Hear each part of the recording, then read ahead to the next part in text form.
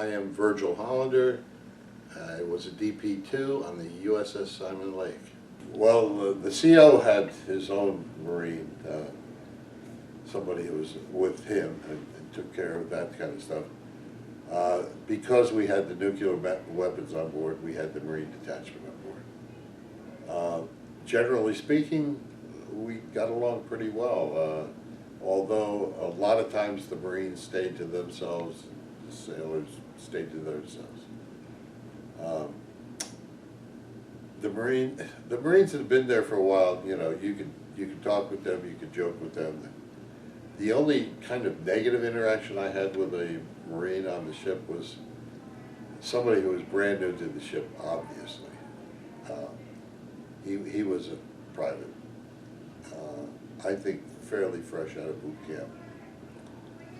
And I was walking through the hatch with a cup of coffee in my hand, and as I'm partway through the hatch, he just comes barging through.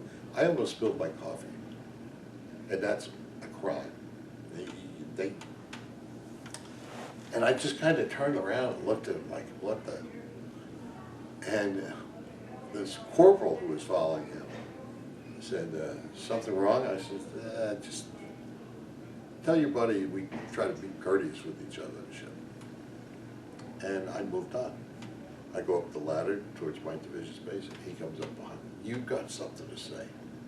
He's being a real tough Marine, you know. And I looked at his shoulder, and I looked down at my crow. I said, Private, I don't know how long you've been on the ship, but when the security alarm goes off, we will all get out of your way if you're part of that security team going through. And if any of the guys from my division don't, they're going to have hell to pay with me. But when there's no security alarm going off, we try to show each other courtesy. We're shipmates. And he's looking at me, you know, with almost like fire in his eyes. And again, I looked at his arm, I looked down at my crow, I said, do you understand what I'm saying, Private?